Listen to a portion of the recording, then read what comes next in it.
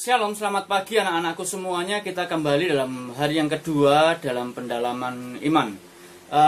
Hari ini Pak Titus juga, selain Pak Titus akan membuat renungan buat kalian, juga Pak Titus akan menjawab beberapa pertanyaan. Ada pertanyaan yang pertama masuk, apakah COVID-19 itu berkenaan dengan akhir zaman? Nah, ini satu pertanyaan yang bagus. Apakah COVID-19 berkenaan dengan akhir zaman? Pak Titus jawab secara jujur, tidak. Pak Titus bisa berdasarkan Alkitab. Coba kita baca yang Wahyu pasal 6 ayat yang ke-8. Saya bacakan buat kalian. Dan aku melihat sesungguhnya ada seekor kuda hijau kuning, dan orang yang menungganginya bernama Maut, dan kerajaan Maut mengikutinya. Dan kepada mereka diberikan kuasa atas seperempat dari bumi untuk membunuh dengan pedang dan dengan kelaparan dan sampar dan dengan binatang-binatang buas yang ada di bumi. Nah, anak-anakku sekalian, di situ dikatakan ada salah satu pembunuhnya selain 4, ada satu yaitu penyakit sampar. Dan sekarang penyakit sampar banyak dikaitkan dengan COVID-19. Tapi perhatikan bahwa yang dibunuh adalah seperempat dari dunia ini. Nah, penduduk dunia ada sekitar 2 miliar. Jadi kalau seperempatnya ada 500 juta. Apakah sudah ada 500 juta orang yang dibunuh oleh penyakit COVID-19 ini? Saya rasa belum. Dan jangan sampai, bahkan kita mengetahui di Wuhan sumbernya COVID itu pun sudah selesai dengan kematian beberapa ratus ribu, beberapa puluh ribu orang gitu. Di Indonesia yang semakin banyak ini sekitar 12.000 orang, dan kita bersyukur karena kesembuhannya itu hampir 20% dan tingkat kematiannya tidak ada 10%. Nah, itu kan luar biasa sekali. Jadi harus mati 25%, berarti itu tanda-tanda akhir zaman. Nah, anak-anakku sekalian, sebenarnya akhir zaman itu sudah dituliskan Alkitab dimulai sejak gereja berdiri. Gereja mula-mula berdiri sudah dikatakan bahwa ini adalah zaman akhir, demikian. Tetapi Tuhan menasihatkan kepada kita melalui perumpamaan. Juga kalau kalian ingat perumpamaan 5 gadis bijaksana dengan 5 gadis bodoh, itu sebenarnya fokusnya bukan supaya kita itu berfokus pada akhir zaman, bukan, tapi untuk berjaga-jaga.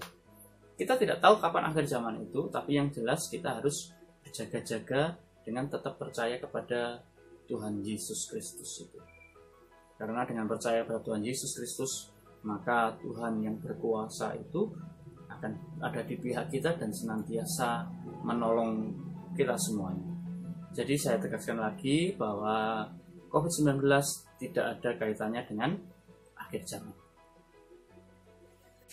Oke, pertanyaan yang kedua, Pak Titus mau jawab buat kalian. Ada pertanyaan, apakah termometer yang ditaruh di dahi itu adalah tanda-tanda pengikut antikristus? Ya.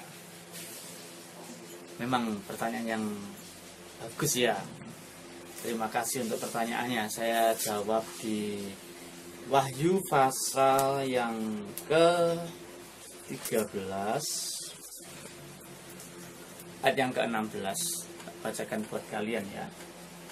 Dan ia menyebabkan sehingga antikristus itu, sehingga kepada semua orang kecil atau besar, kaya atau miskin, merdeka atau hamba, diberi tanda pada tangan kanannya dan pada dahinya.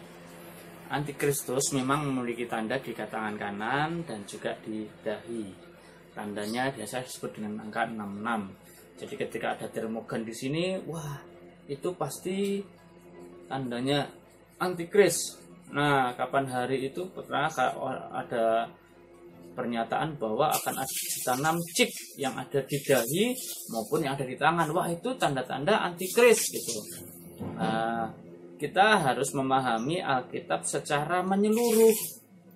Tidak boleh memahami Alkitab sepotong-sepotong.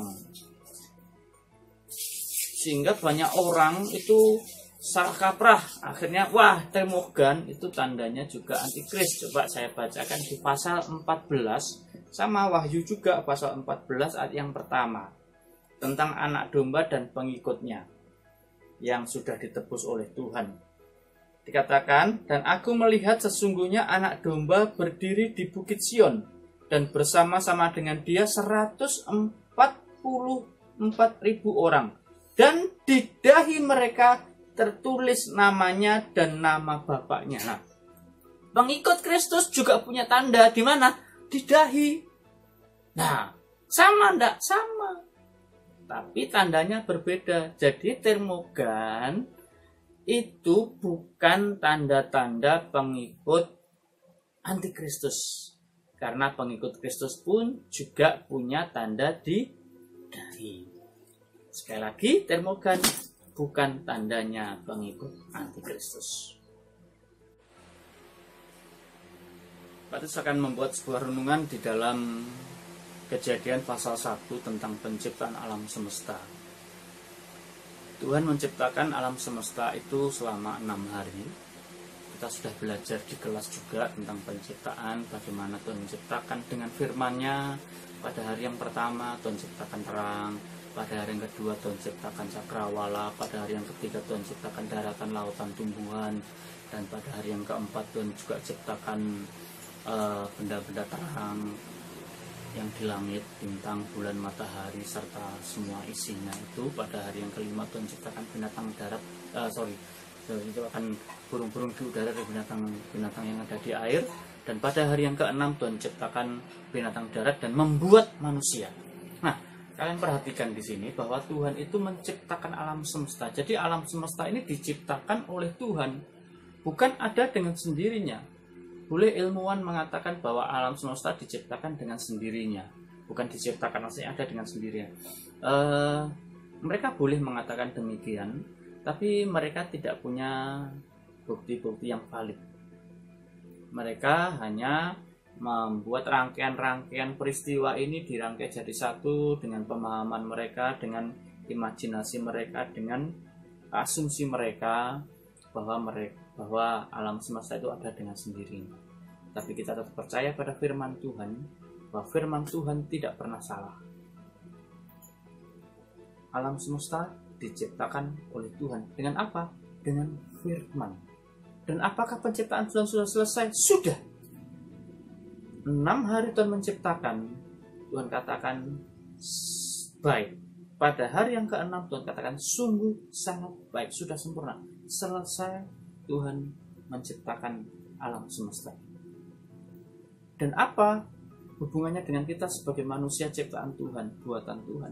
Kita ini dibuat Tuhan dan kita diberikan kepercayaan kepada Tuhan untuk memelihara alam semesta ini. Ketika Adam dan Hawa selesai dibuat oleh Tuhan, maka seluruh alam semesta ini diberikan kepada Adam dan Hawa untuk dikuasai. Maksudnya apa? Untuk dipelihara oleh Adam dan Hawa, oleh manusia itu sendiri. Jadi tugas kita adalah memelihara ciptaan Tuhan ini. Kita bersyukur sebagai manusia. Karena apa?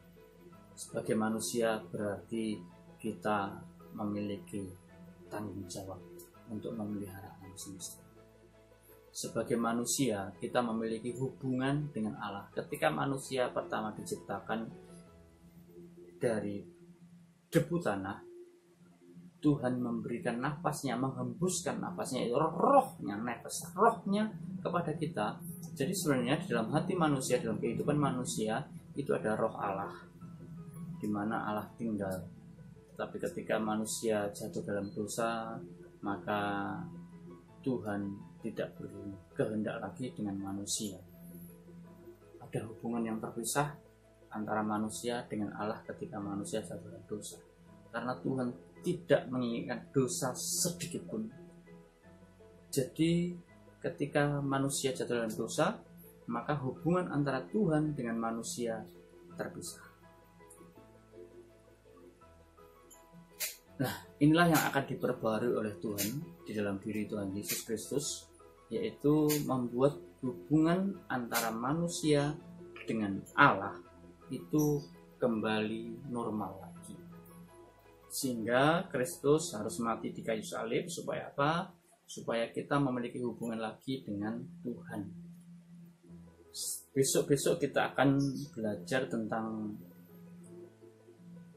dosa dan juga tentang keselamatan. Jadi besok kita akan melihat bagaimana, kenapa sih kok Tuhan harus mati? kenapa Tuhan harus disalibkan? Kenapa Tuhan harus turun ke dunia? Kenapa kita harus percaya kepada Tuhan Yesus supaya selamat? Nah, itu akan kita bahas besok.